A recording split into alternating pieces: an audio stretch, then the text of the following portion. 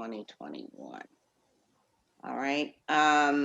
Racism is the slogan of the group Erace, which was formed in New Orleans in the summer of 1993. We seek ways through person-to-person communication to show we are committed to treating fellow human beings of all colors with love and respect. Join us.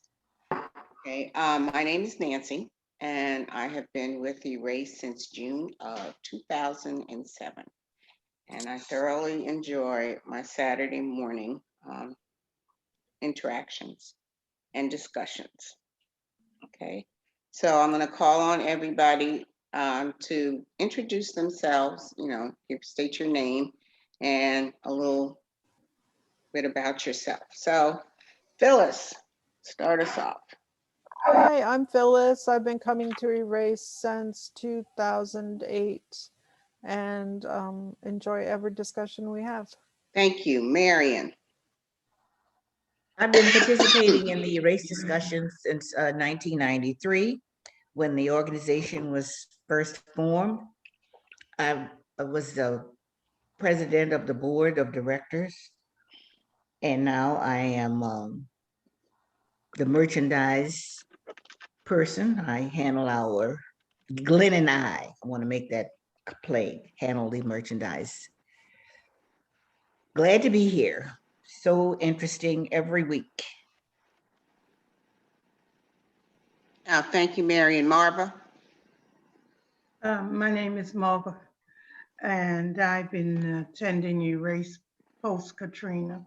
Glenn, my brother, introduced me to the organization, and I look forward to participating in the lively discussions every Saturday. All right, thank you, Marva. Bill. Unmute. My name is Bill Ives, and I often forget to unmute. But I learned something new about racism every week, and I consider this a very important part of my week. Thank you, Bill. Peter. Hi, I'm Peter Martinet, professor at Xavier University, and I am Marva's next door neighbor, and I'm very happy to be here. Thank you. Kate. Hi, I'm Kate Robinson. I was introduced to racism by my daughter-in-law, Chanel, who is Marva's niece.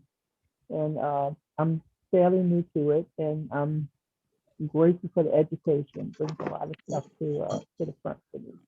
Thank you. Thank you. Becky. Unmute. Get it. There. Can you hear me? We can hear you, yes. Okay. Good morning. I live in Boston and come to New Orleans in the winter.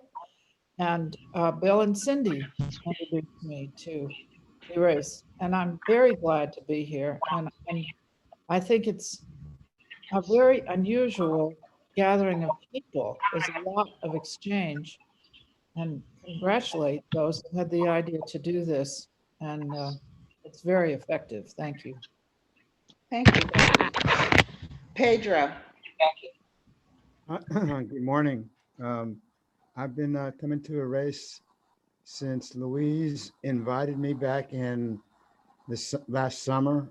I host a show on co-op radio called Bringing Light into Darkness, and for the last 18 years, and there's a major focus on Black studies throughout that time. I find these meetings really augment that understanding, and appreciate everybody's participation. So thank you for having me. Thank you for coming. Cindy. Good morning. I am a retired kindergarten teacher in the classroom for 40 years, and now glad to be not in the classroom. My body couldn't do it anymore, but I enjoy Erace and have been coming about 3 years, I think. Okay. Been in New Orleans 50, so Thanks. All right, thank you for coming. Francis. Hi, I'm actually Michelle. Oh, Michelle, I'm sorry. That's okay. I'm with I'm my just- mom for a change today. We're actually in the hospital, but she's just had a procedure yesterday, but she's fine and wanted to join and talk to everybody. It's been a couple of weeks since we've been here. So I'm Michelle and my mom's off camera. She will remain off camera. She doesn't want to be seen today. We were invited by, or I was invited by Louise and I invited my mom.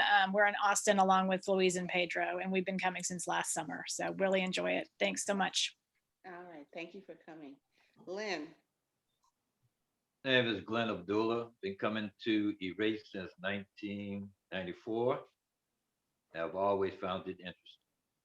Thank you. Lynn. Good morning, everyone. I'm Lynn Frank, speaking to you from New Orleans. It's good to see all your faces. I look forward to our discussion today. Thank you. Louise. Well, Louise must have, oh, there she is. Sorry, I'm here. I was running a bit late and the time just got away with me. Sorry. I'm Louise. I am, we've been coming, my husband and I, and he's also off camera, for over 20 years. And Katrina happened, so we moved from New Orleans to Austin. That's where we are. And Cindy, I just want to say, yeah, you're probably very, very glad you're not an educator this year. This has been a tough year for us. And yeah. Especially with 5-year-olds. Okay. Well, thank everyone for coming. Go over a few ground rules. Raise your finger to get on the list. Wave it around. You can also raise your hand in the down in the there's a raise hand feature. I think it's under participants. Nancy, if they do that, I'm going to see it, but you aren't, just FYI. So I What? can tell you because Bill made me the host. So only the host sees it. The raised hand. Okay. All right. That's fine. Yeah. So anyway, Just raise your FYI. hand, move it around so that, you know, you stand out and that I see it. I see Amal has joined us as well. Okay, please, we always would say keep your cell phones on silent, but now we ask you to mute yourself unless you are the person speaking because background noise does come through. Okay. You get on the list, you raise 2 fingers. If you have a clarifying question of the speaker, a clarifying question is, could you please further explain what you meant by, or I didn't understand what you said, okay? Anything else, get on the list. Please respect the speaker, no personal attacks. Let me see. 15 minutes before the end, we'll start the final wrap up. If you haven't spoken, then you get a full 2 minutes, and it's also okay to pass, okay? The reason that I brought this topic, it's not a long topic. I mean, the article wasn't long at all. It was very, very short. But the thing that it did mention briefly in the article was about how was it Fulton County, that is part of Atlanta, which is a large voting block of minority communities, would be greatly impacted by this new voter restriction law, or they give it another name. And so I brought it just to start I chose this article mainly because I looked at a lot of them, but they didn't specifically address the effect. They said it was wrong or whatever they talked about, but how specifically it would affect minority communities, that the law appears to be specifically designed to affect minority communities. And this one briefly, in like one sentence, mentions that. Most of the ones that I saw did not. And so Georgia is not the only state to have enacted more restrictive voting laws, Texas. And so our Texas contingent can talk more about what's going on in Texas. But so I do feel that even though it's political, there is a racial component of this topic. And therefore, I feel that it is worthwhile discussing in a race. So the list is open. Marion.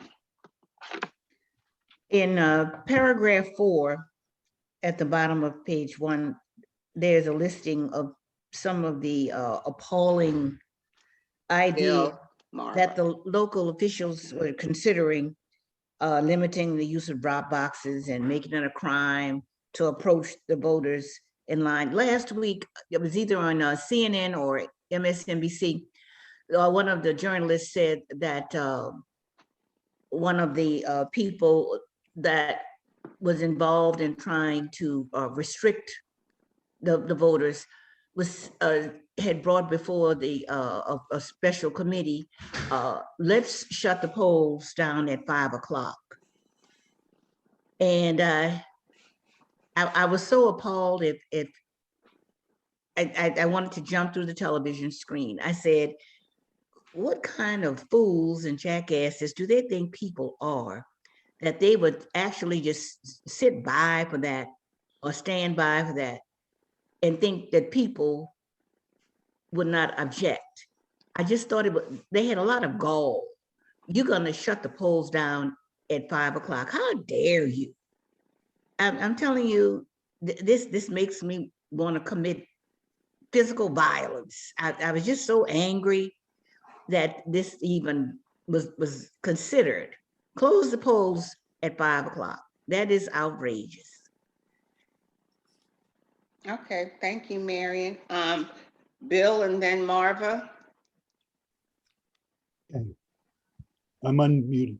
So this makes me think, this shows how voting matters, because in Louisiana, our Republican state legislature are probably going to try to pass similar measures, but John Bel Edwards will veto them. So we have a protection against that. But I also wanted to mention, out of curiosity, I did some research on racial makeup in cities, in states in the Deep South. And just to see what the potential was if we turn out more African-American voters. Mississippi has the highest percentage of Blacks in the Deep South. It's 37 Black and 57 white. Louisiana is second with 32% Black and 59% white. Georgia is third with 54% white and 31% Black. Alabama actually has fewer. It's 66% white and 26% Black. And then South Carolina, 63 to 27% Black. And ironically, Texas is the only majority minority state in the South and probably the country because of the large Hispanic. So Texas is only 43% white and 38% Hispanic and 12% Black. And the Black populations are centered around the city, the urban areas.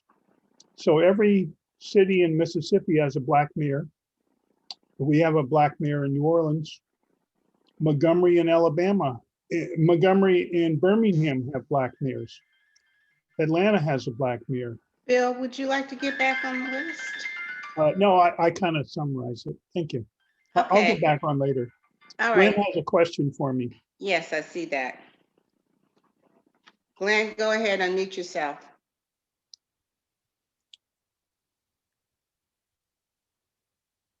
Yeah, Bill, those southern states that have the advantage in voting population for whites, are they still trying to make these laws up to prevent us from voting?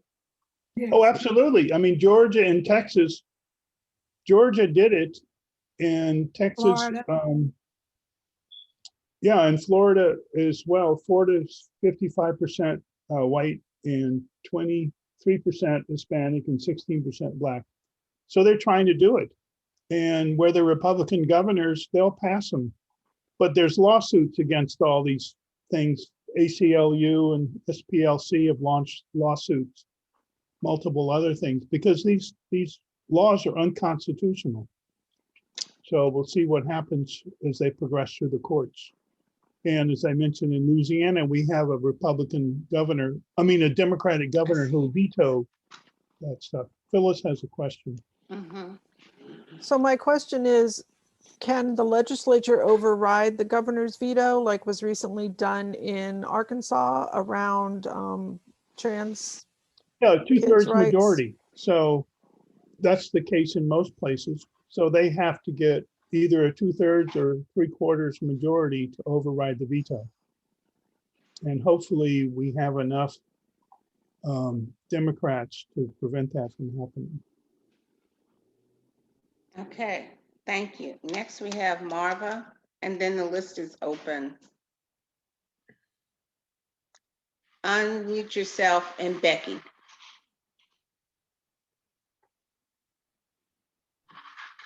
I've heard on the news that they were going to make it more difficult for mail-in ballots by restricting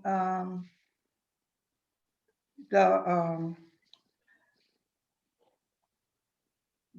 required ID for the mail-in ballots. And so therefore it would make it easy for them to discount the mail-in ballots. Also, for mail-in ballots would affect people of color that don't have transportation by closing down the polls that they would usually be able to walk to. And the elderly with mobility issues, those that are in nursing homes. So all of this revising, the Republican has the strategy of revising the mail-in ballots so it will disproportionately affect people of color and the elderly. Okay. That's all. Thank you, Marva. Next, we have Becky. I just had a question about the required ID, because I know that this has come up before. Was it, can they still require an ID to be on you when you vote? Is that the restriction that's so difficult for a lot of people because they don't have any ID? Okay. What they are looking for is a driver's license, Want to come over here? picture ID, and everybody don't drive. They have a lot of young people don't drive. They have a lot of elderly that don't drive. Poor people of color can't afford automobiles and the auto insurance. So I don't know how they plan on making it more difficult for people to vote with the proper ID. Okay, thank you, Marva. We have Glenn and Becky. Yeah, Okay. Do all states have, in Massachusetts, if you don't drive, you can get the ID at the insurance place with your photograph and your address. Is that just Massachusetts? No, that's available here too. But I that's, mean, okay, well, first of all, let me call point of order. Second of all, yes, you can get an ID. It's a state ID. That's not a driver's license, but it is a state ID. And that's available here. I don't know if it's available in other, but I do think, and it's just my opinion, is that you should have an ID, some form of identification. Okay, Phyllis has it up, Glenn, and then Phyllis. Glenn? I I think my parents' generation, when they begin to have the right to vote, they would vote, come out in mass for the local and legislative, state legislators. They would vote for them. Where after civil rights bills were passed and we start seeing progress, well, the newer generation, they didn't pay attention to the state legislators who had a greater impact than the president had upon their lives. And that's what's going on right now, how the state legislators are having a greater impact on our lives.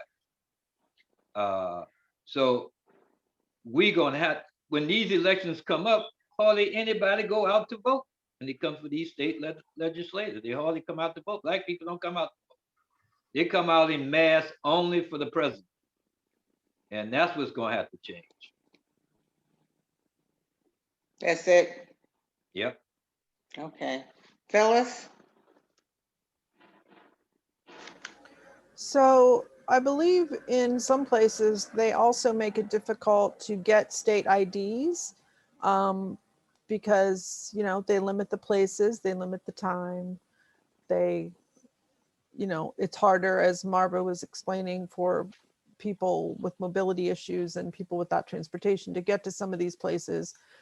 You know, when you go to some of these places, you have to spend a really long time. That can be difficult if you're an employed person and you have work. So that just adds to the burden. And I just want to say, when I was in California, I never had to show an ID to vote. Never. So Okay. that's all. Thank you. All right, the list is open. Lynn and Pedro. Lynn? Sorry, can I say, people don't put your hand up in the Zoom because only I can see it and then I have to tell Nancy. So Michelle's hand is up right now. Okay. So raise your fingers. Okay. I am Okay. just shocked that the state legislatures that are changing the law are shameless. They are just making these outrageous changes to the law, and they don't really care that we can see through it. Number one, their base believes the lie about voter fraud, and so I guess they don't care about the base.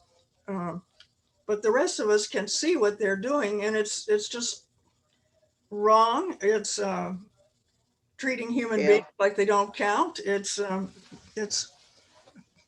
appalling, but they don't care. And number two, I'm appalled by the Supreme Court. Those fools up there are lawyers. They know better. When they wrote the Shelby case, they knew better than to say, oh, there's no need to change the voting right. There's no need to keep the voting rights bill in effect. Yeah. People can vote freely. Look, we have a Black president. We have a Black mayor of certain states. It doesn't matter anymore. They just don't even look at the facts, and they will just decide what they want to decide on the basis of their conservative agenda. And so I'm just extremely interested in what Biden will try to do, if he will try to get more Supreme Court justices, because those people are ruining our country. Those 9 people up there now, with the exception of a couple of good liberals like, I'm sorry, let me just see your moment. The women. That's right. That it? Okay, thank you, Lynn. Next we have Pedro.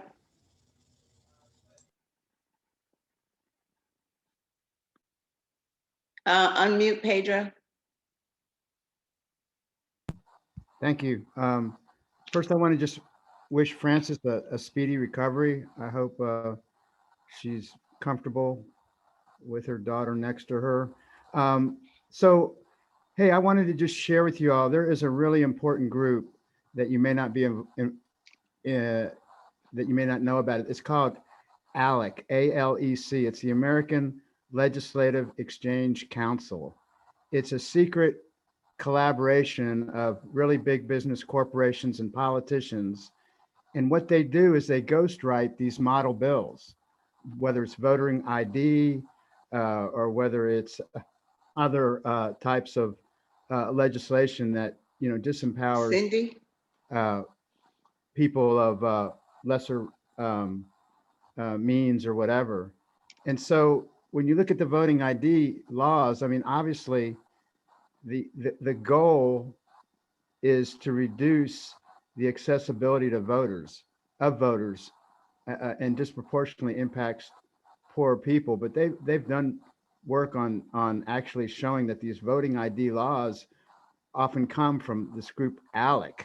And then you have these legislatures pick this up and put this out there. So with the ID issue, I think looking at that site, they were pointing out that now it will contain a requirement that a date be on the ID that is not expired. So in the past where you didn't have to show ID, or you could show a social security card or other means of identification that did not have an expiration date on it, that's no longer, it's just a matter of putting more and more obstacles in. So the bottom line is less people will be eligible to vote. And those less people are predominantly of the more disenfranchised nature of our economy, which is disproportionately people of color.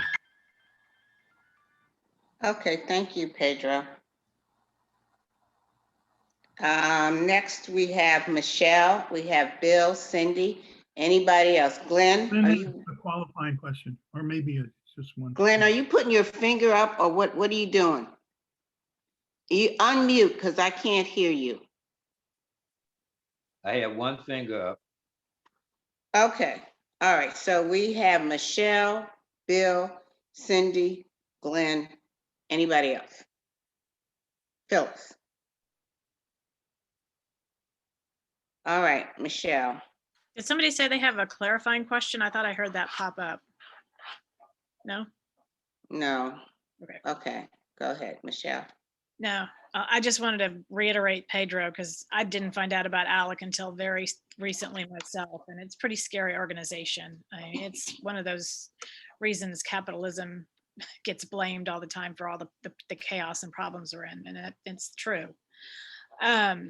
I just wanted to pop up and just say that, yeah, the as far as our Texas legislature is concerned right now, that they are throwing up a bunch of proposals that are going to do the same thing that the Georgia bill is doing. So, and just to say that the politicians are once again just throwing out lies, and that I just can't believe that we stand by and let these people actually just bald-faced lie to all of us here, and then we re-elect him, as my mother is over here saying.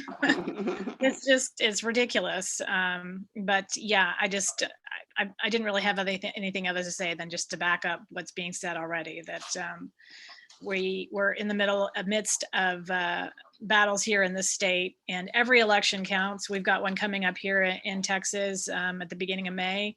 And I was just telling my mom, we have to get out there and vote for these proposals. It's just, small, mainly just local amendments and things that are propositions that are coming up for city council stuff. But even that is making a difference. Like, there's this whole debate going on in the city about homelessness, and they decriminalized camping and sleeping on the streets last year, and finally made it not a crime.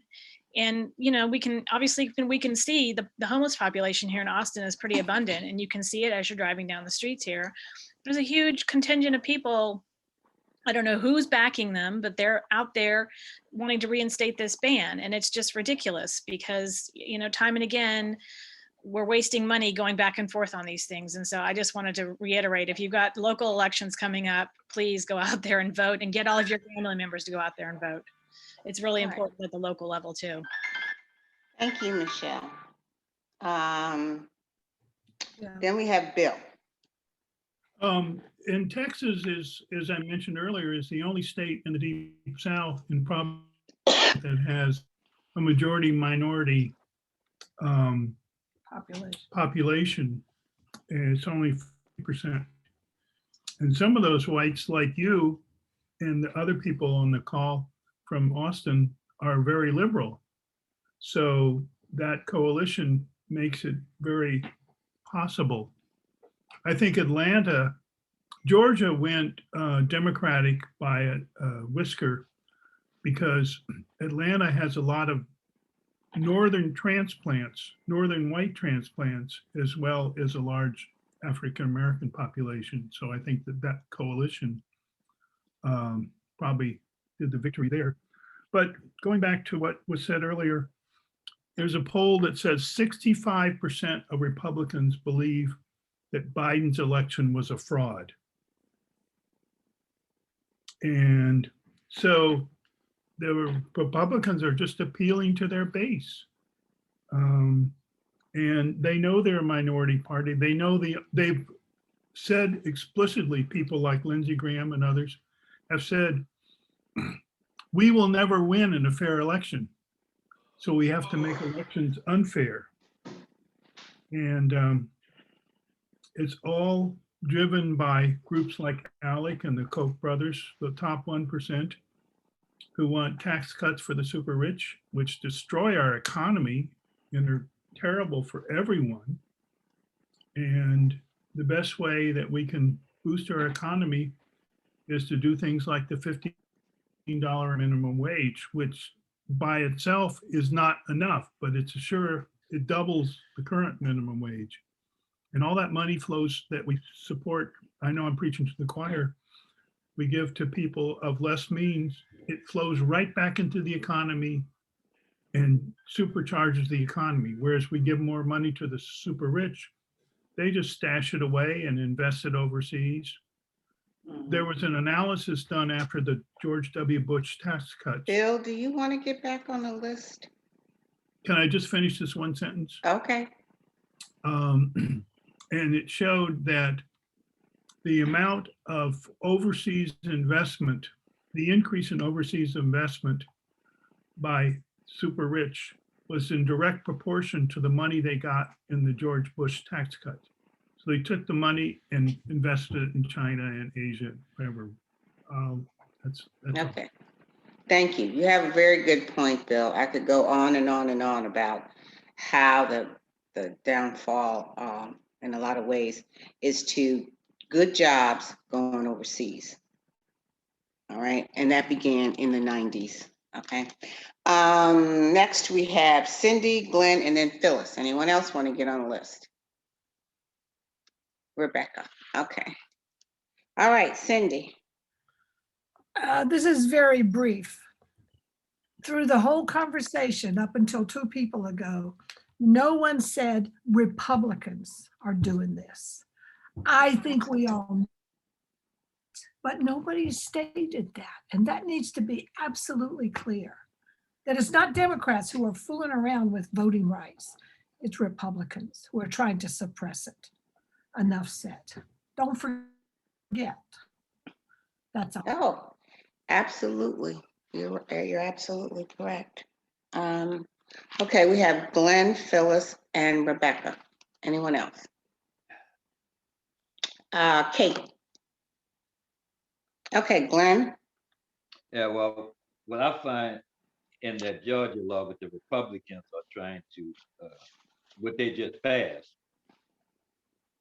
And maybe somebody can correct me if I'm wrong, but if they don't like the outcome of the election, they can change it or change the people who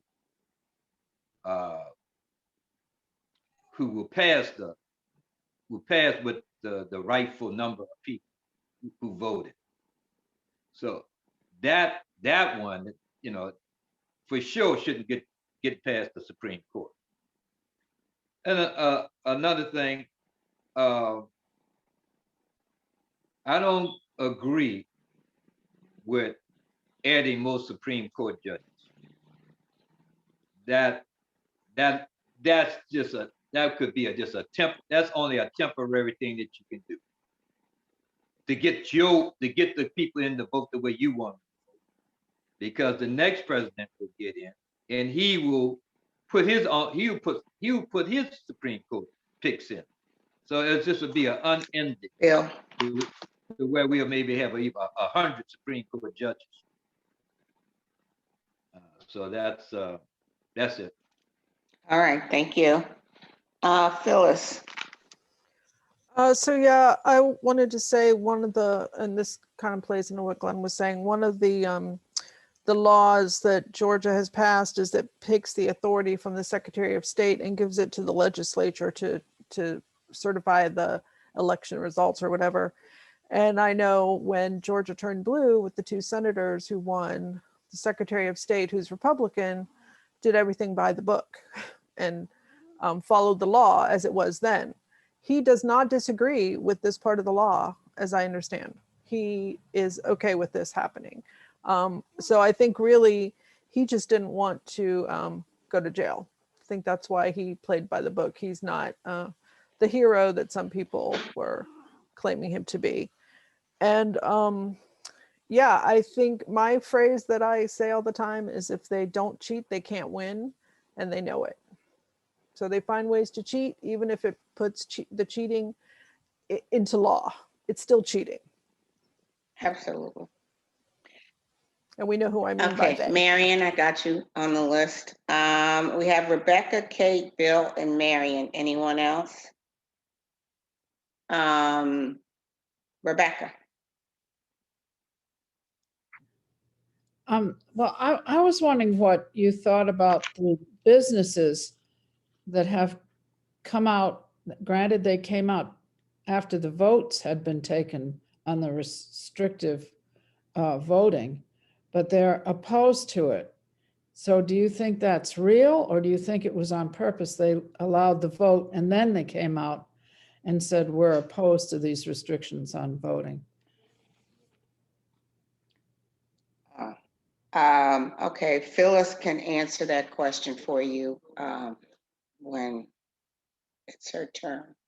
Thank you, Rebecca. Excuse me, we have Kate, Bill, Marion, and then Phyllis. Kate. Okay, I just wanted to say that I was appalled when I looked into the Election Integrity Act of 2021, which is the Georgia Senate Bill 202.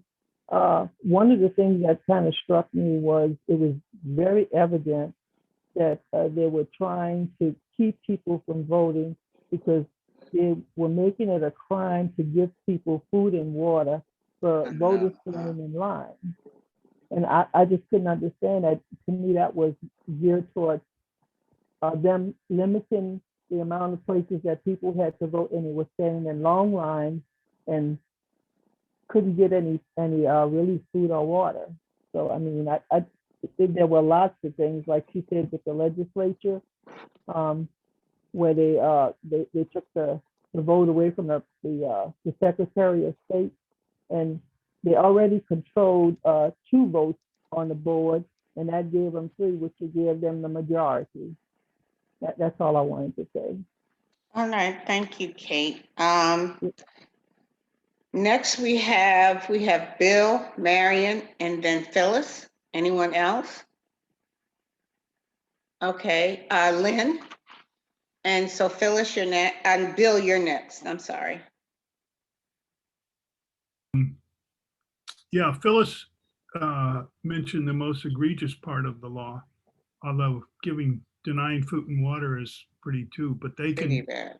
It's completely unconstitutional. They will turn the decisions to the state legislature and take it away from the voters, which is what Trump wanted to do, and he couldn't, and now it's the law.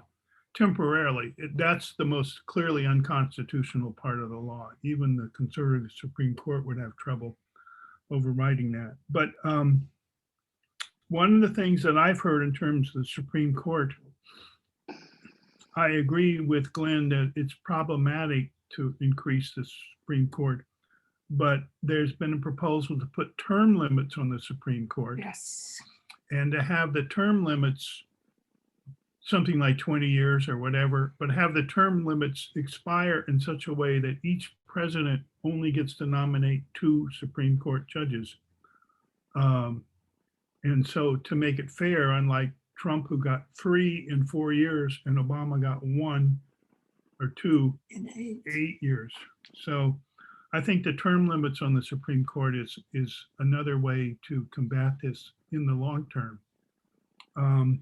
I think in terms of the boycotting businesses, businesses are driven by the bottom line, and they saw the outcry and they didn't want to get boycotted.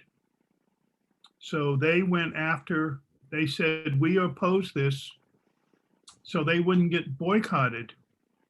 And Delta paid some consequences because the Georgia state legislature took away some of their tax base and in retaliation.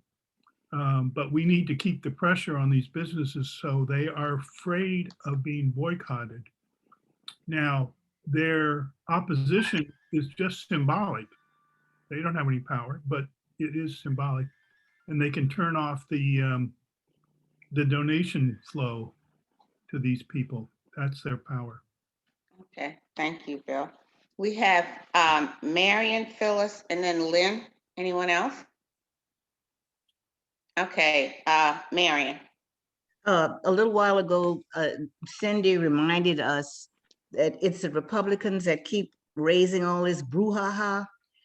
And we also have to keep in mind, as long as that person who's the former president is in the picture, you are going to have people that are constantly leaning toward him, going to kiss his ring, going to kiss his feet, going to kiss his butt, leading to him for recognition and influence. And he's all over the place as it is. He's making trips to certain states, certain towns and cities where people are still under his influence. So I'm not wishing this individual any harm, but as long as he is a physical presence and he's walking around breathing air, you still are going to have so many people. Why in the name of heaven? I don't understand what they see in him. I know it's supposed to be power, but to me, he's a walking, living, breathing example of evil and just downright meanness. So as long as you have these people that are still looking toward him for any kind of leadership or encouragement that they can get from him, we are going to have these continued problems. And you hear in the news almost daily, I know almost weekly, that he's the head of the Republican Party now. This is the go-to guy. And before we make a move, we're going to look to him to get any kind of encouragement, any kind of cooperation that we can to move our program forward as far as Republicans are concerned.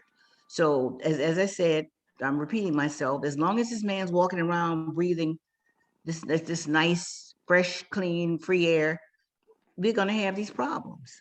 Okay, thank you, Marion. I have Phyllis and then Lynn. Does anyone else like to get on the list? Okay, Phyllis. Pedro was waving his hand. Pedro, okay. So I want to say, first of all, we don't know that the companies in Georgia that came out after the law, we don't know that they weren't talking to the legislators behind the scenes prior to the vote that passed. Having said that, I am a little skeptical about them coming out against it, although, you know, Coke especially, it's a Southern drink. It's considered, people here, I don't even know if they have ever tasted Pepsi. as an example. So I don't know that a boycott would work. I'm for boycotts, 100%. I think they have impact on changing things. Some people, even some really liberal people, have said we shouldn't boycott them because it affects the people who work for the companies and who live in the state of Georgia. And I'm like, but that's the point. When the people start to get hurt, they will put more power on their lawmakers, hopefully, to do something about it. That's how it worked with South Africa, for instance. One of my favorite TV shows films in Georgia, The Walking Dead, and I hope this is going to be their final season. I hope they leave because they're going to have another. All the spinoffs don't film there. They're going to have a spinoff from this one, from the original, and I hope that they stop filming there. There's a lot of good locations in Georgia, in Louisiana, that would suit a post-apocalyptic background. So say we've got some leg in that game. So that's all. It's complicated. I get angry very much about what Georgia is doing right now, and other states are trying, including Michigan. It's not just the South. So yeah, I hope that it doesn't happen here. But if they tell us we can't take food and drink to somebody, we'll have a festival. We'll have a vote fest. So let's do it. Okay, thank you, Phyllis. We have Lynn, Pedro, and then Bill. Lynn? Lynn, did you say? Lynn, yes. I'm sorry, I don't always hear. I know it's confusing. Glenn and Lynn, they sound kind of similar. I wanted to add another indictment of Alec to what Pedro had to say. That stand your ground law, where people get to shoot somebody else because they were standing their ground. That was proposed by Alec and distributed to all the states. I remember when AARP was involved with Alec, and then they invited me to join them. And I wrote back and said, you must be crazy. Why would I support anything that is promoting gun sales and gun rights and gun destruction? And doing research on the measures from Georgia, another measure that I don't think we've mentioned yet was that it would allow any person in Georgia to lodge an unlimited number of challenges to voter registrations and eligibility, and it could put a target on voters of color.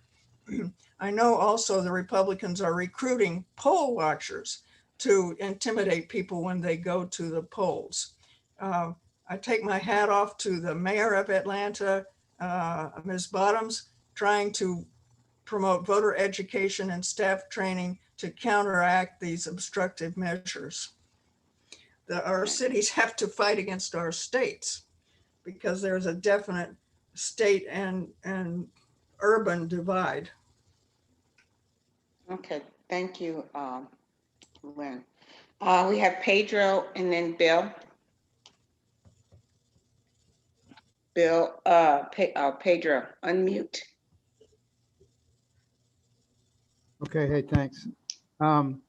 Yeah, I just wanted to just reiterate, if people are not familiar with ALEC, that you can Google it, ALEC, and there's been 800 model bills, okay, that they have created since that was as of 2011.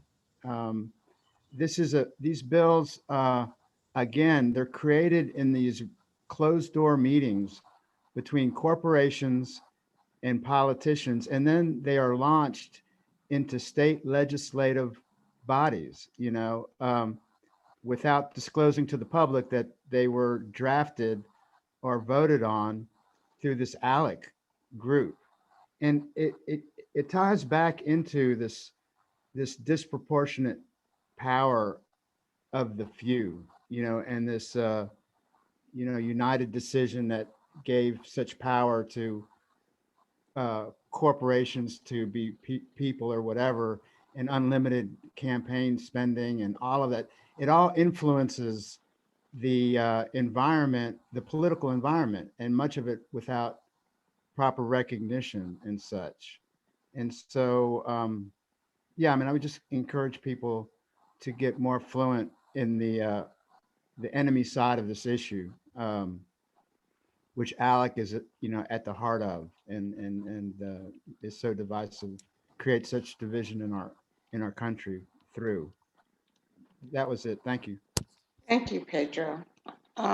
We have Bill next, and then the list is open. Um, I support what Marion says, but getting rid of Trump is not going to get rid of this stuff. And people voted for Trump, and he easily won the Republican primaries because the racists were tired of Bush, Romney, and others leading the Republican, Boehner leading the Republican Party, and not pushing their racist agenda. And people voted for Trump, as one person said at one of his rallies. He talks like we think. And so he just unleashed the genie out of the bottle. And so now this genie is out of the bottle, and they'll just find another leader. And we were actually fortunate that Trump was as incompetent as he was, and bundled the COVID thing, although that probably 400,000 people died as a result unnecessarily. But anyway, we got to be watchful. In terms of boycotts, the Montgomery bus boycott was one of the most effective things in the civil rights movement. So I think we need to boycott. And in terms of ALEC writing legislation, they're not alone in that. In the last administration, they would have lobbyists write the regulations, lobbyists for an industry like whatever it is, write the regulations for that industry. And lastly, that not giving food and water, that's going to be really challenged. A lot of people have said they're going to do what John Lewis said. They're going to get in good trouble, and they're going to pass out multiple bottles of water and food at those lines and just wait to get arrested. And those things will be unconstitutional. And finally, hats off to the Fulton County DA, who said she's not going to prosecute the state legislature who was arrested for knocking on the door while they signed that bill. She's not going to prosecute her, but she is going to prosecute Trump and Lindsey Graham for election fraud. And she's working on that case right now. Absolutely. Thank you, Bill. The list is open. Oh, Phyllis? Okay. All right, Phyllis. I just want to say all women should be prepared for them trying to limit our voting rights too very soon, because women don't stand for this nonsense, and we get up in people's faces and we make change and demand change. And I would not be surprised if they found some way to try to limit women's rights to vote, because if they'd be happy if it was all just the 1% and the white men of the 1%, that would make them very happy. That's it. Okay. All right, it's 10. Oh, Marva and Marion. Okay. Marva.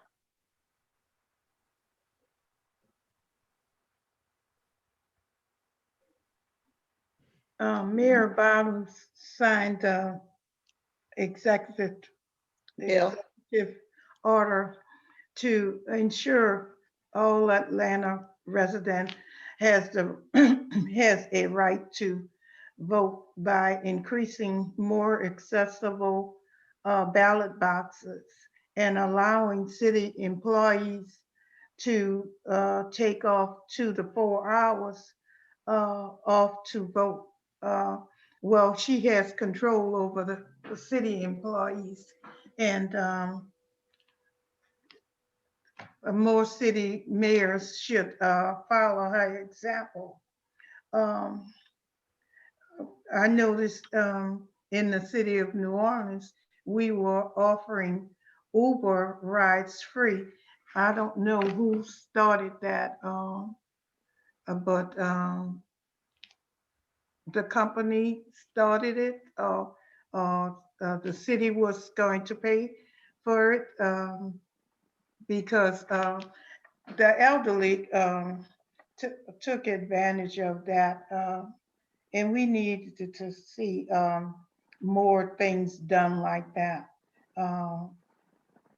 Rides for, I know churches gather and put rides in place to help their parishioners vote, to get out to vote. I would like to see more of that transportation for the elderly and the handicapped to go to places to vote, being assisted by free rides. Thank you. Okay. Marion? I'm so glad Phyllis said what she said about women beware, our turn is coming. I certainly don't want to have to do what I had to do in 1965, go to the registrar of voters office downtown 5 times to try to register to vote. But it looks like there are certain people who are trying to turn the clock back. So just gird your loins, ladies.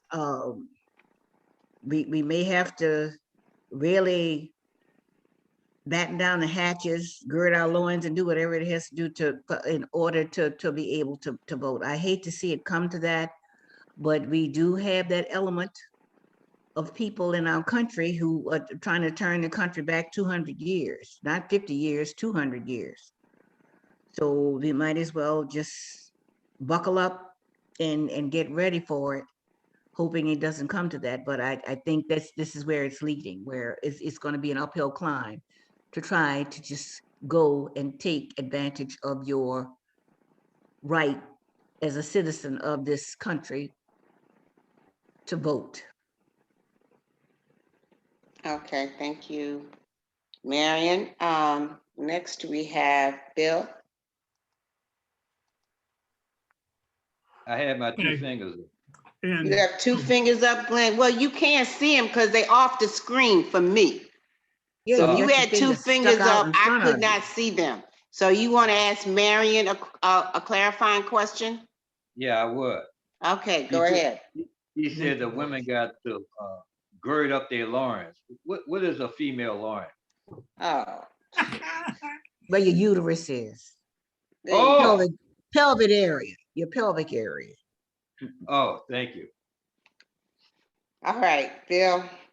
I have what I should have asked Lynn a clarifying question, but I'll let her respond or do it in the wrap up. I wanted to know if AARP still backs ALEC. Oh. Okay, you answered my question because we are members and I would resign if that was the case.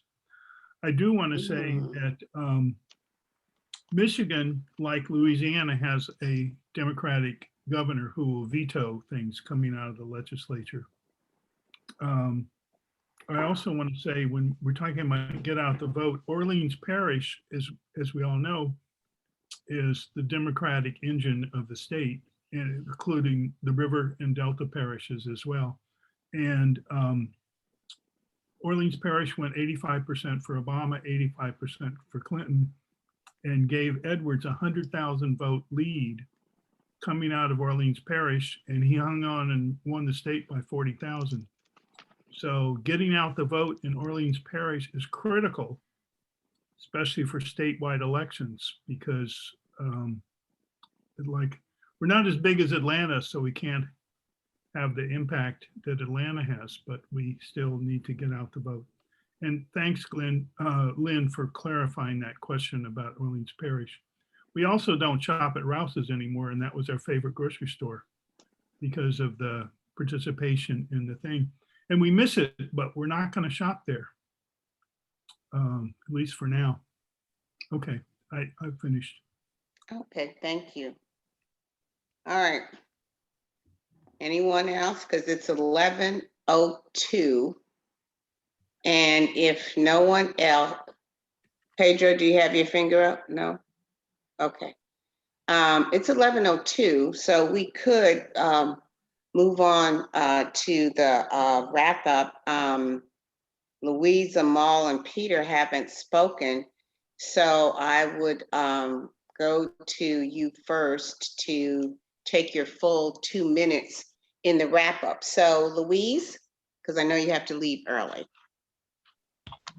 I do, but to be honest, I have no more input than anyone has already put in, except I just asked Phyllis a question because she said that you know, women have to watch out, but I thought Republicans really needed the women's vote as well. So, like, they've been relying on it more recently, have they not?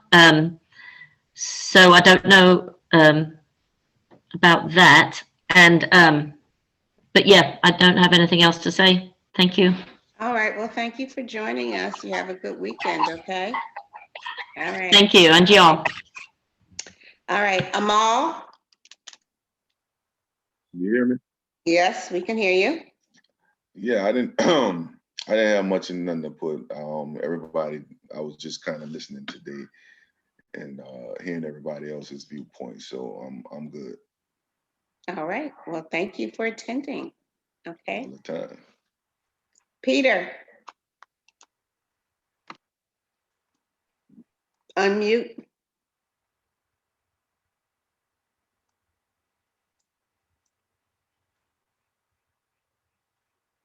There You're we go. still, there you go. Okay. I would say, I would surely hope that this whole business backfires in their faces.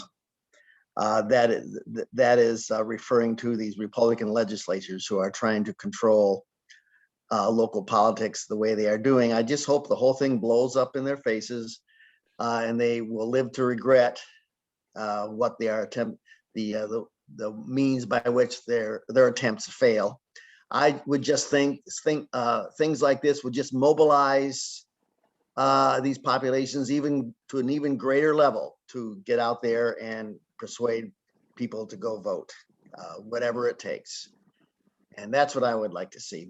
Greater level of community organization, greater levels of mobilization to counteract all these terrible new laws that are trying to be put into place. Thank you, Peter. Okay. From there, Marion, your final thoughts? Oh, I'm so glad that we had this discussion. As I said a few minutes ago, it appears as if the powers that be are trying to turn the clock back a couple of centuries, and it's left up to us to stand up and be counted. I would also like to encourage everybody to watch this show on CNN tomorrow night about this lady by the name of Beulah Mae Donald, who took on the Klan. And I'm sure you all have seen the public service announcements that the Klan killed her son. And I shared with you all how in 1948, the Klan killed my uncle, my mother's older brother, in 1948. And anything that can be done to beat the Klan down, I'm all for it. So tomorrow night on CNN, I believe it's 8 p.m. Central Time. It's 9 p.m. Eastern Time, but 8 p.m. our time. The lady's name is Beulah Mae Donald, and the name of the show is Beulah Mae Donald versus the Klan. So anything to bring that doggone Klan down, I'm all for it. Okay. Thank you, Marion. Marva? I enjoyed this today's discussion. As always, I learned something new. I thought when a state law was put into place, I didn't think the city level could do anything about it. It may not reverse it, but you can counteract it, you know. But that's good to know. See you next week. Thank you, Marva. Kate? I just wanted to say that I thought the discussion was good. It was a great subject to bring to the forefront, and I really enjoyed learning more about it. Okay, Thank you. thank you. Rebecca? Yes, I also feel it's important discussion. Thank you so much.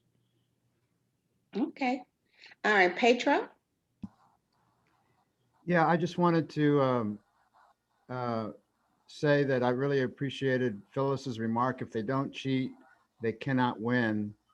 Um, and combine that with this kind of wealth inequality thing, if everybody really realized the dimension of that wealth inequality and then the power that goes to these wealthy people because of their wealth to create these institutions like ALEC in order to continue to try to confuse and divide the American public, that's just a form of cheating. So I really appreciated that and appreciate very much the discussions and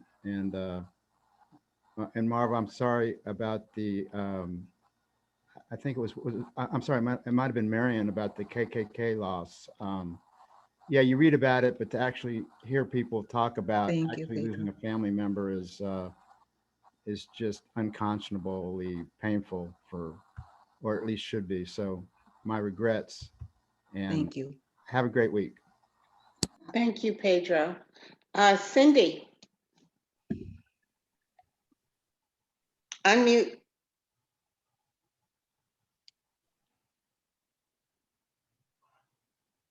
Again, a valuable discussion.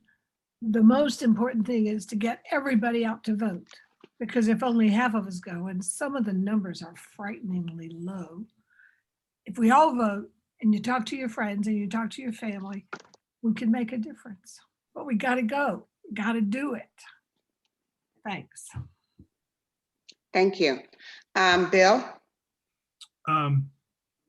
I want to give you a preview of next week's discussion when I'm the moderator to let you think about it. Charles Blow is an African-American columnist for the New York Times, and he has a new book out. I'm not going to ask you to read the book, but just a review. But he says that African-Americans split their vote with the Great Migration, and they went north to escape the racism of the South, but they found North racism, poverty, and crime as well.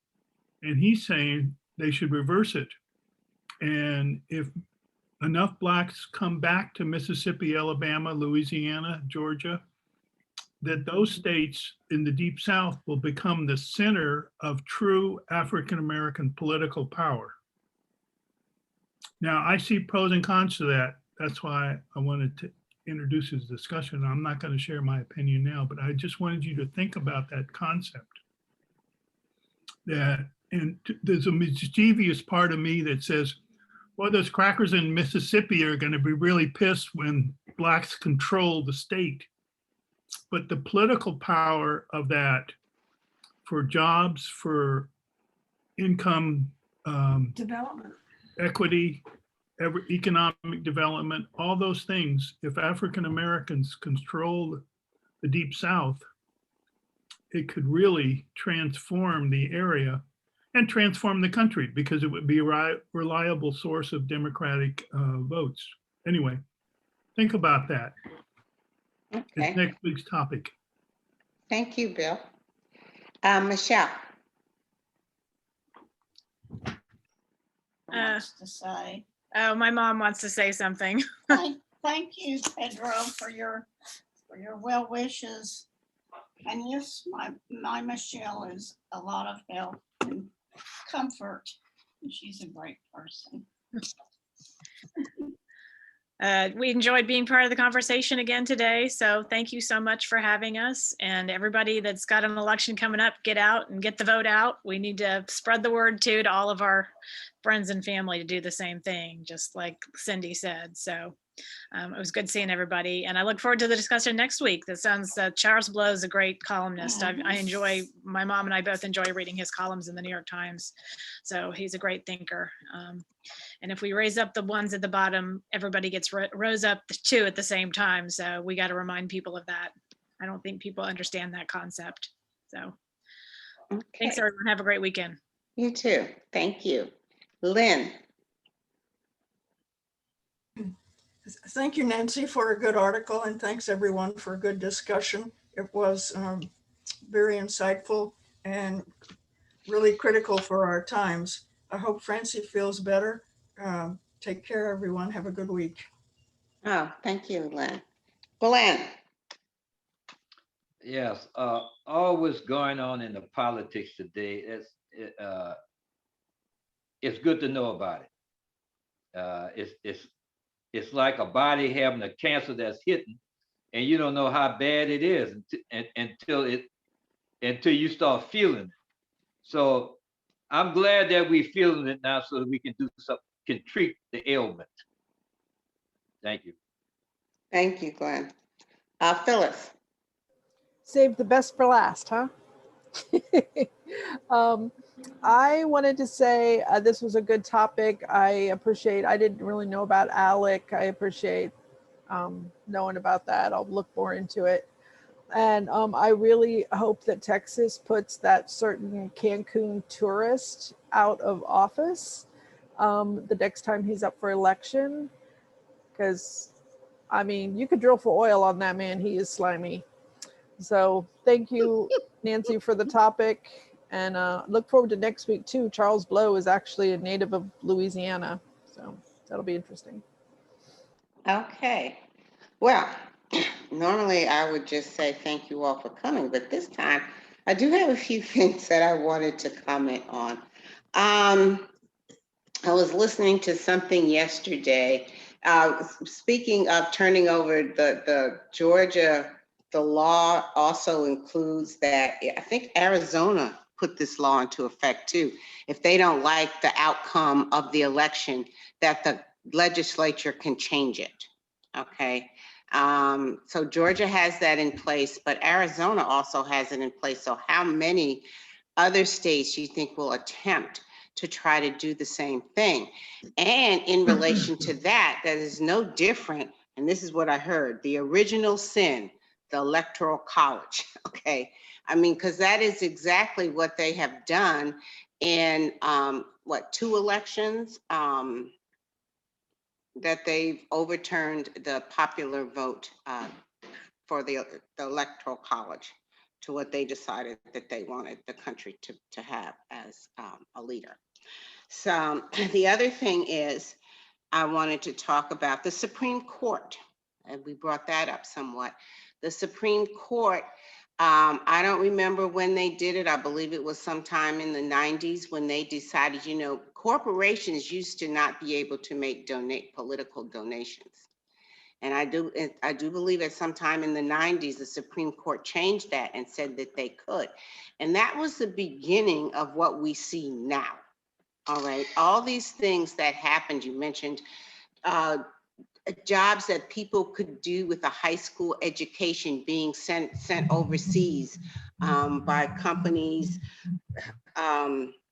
like AT&T call centers and credit card call centers and what's another one? Intuit. I mean, there are just a number of all these call centers, jobs that could be done by people with a high school education being sent overseas and making the American, just basically, stagnating the American workers' wages. All this began to, well, actually it happened in the late 70s, but it really took off and started going down in the 90s. With all these decisions by activities, laws that were put into place by Republican presidents and the Supreme Court, because they work together. Another thing that I've brought up in other discussion was local elections. Glenn brought that up. Yes, we need to participate in our local elections because those are the people that make the decisions that affect your life. Okay. Yes, a president does but you need to turn out for these local elections. You need to turn out for your mayoral elections, your congressional elections, your senator elections. You need to turn out for these elections because these are the people who are in place to make decisions like this, your voter laws and voter restrictive laws. And you need to really look who you are putting into place in these positions. So they're very important. And then another one I wanted to talk about, I've been watching Facebook. I have a cousin that lives in Georgia. And by the time the 2022 election rolls around, I hope I'm retired by then, I think I'm going to Georgia. And I think I'm going to pass out water and those little Nutri-Grain bars and stuff like that. I think I'm going to sit there and I'm going to do that. Okay. Because this is awful. I mean, my parents, I come from a family of political activists. They were in New Jersey, and I'm telling you, from the time I was old enough to march along with them, they marched and campaigned and protested and did everything that they possibly could in the civil rights era to demonstrate against politicians and like voting and school desegregation and just whatever it was, whatever candidates.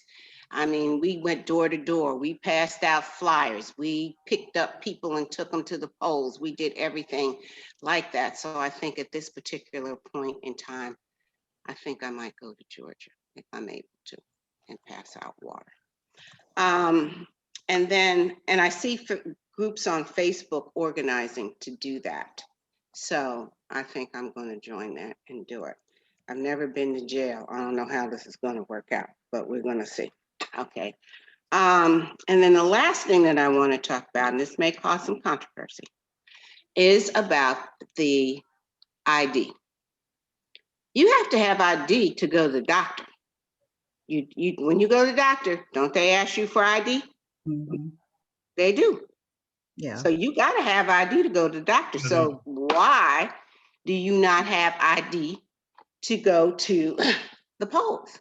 I don't think they're unreasonable in asking for you to have ID to go to the polls, or as somewhere on your absentee ballot to write down what your identification is. Is it a state ID? Is it a driver's license? Whatever it is to identify who you are.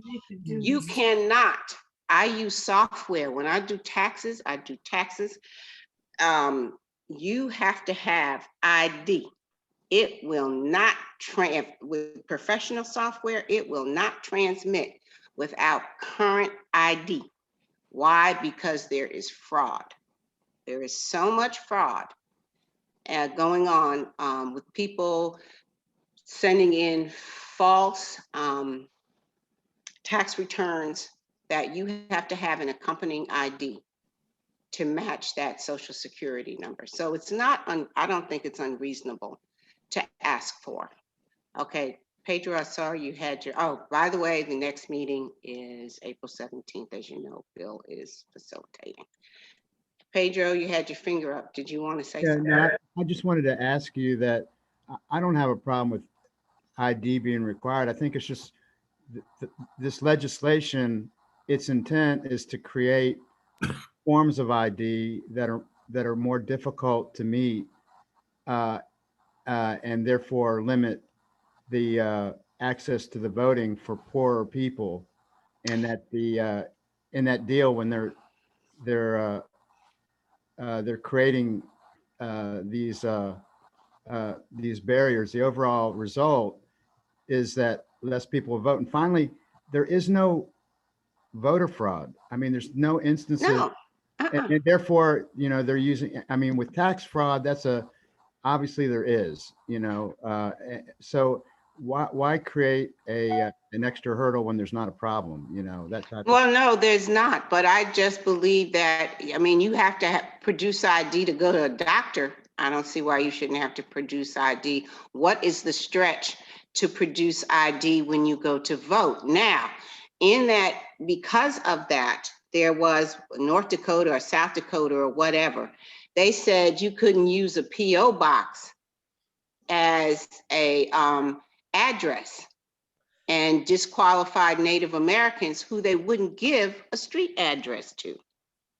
I mean, it's things like that that are unfair in terms of asking for an ID.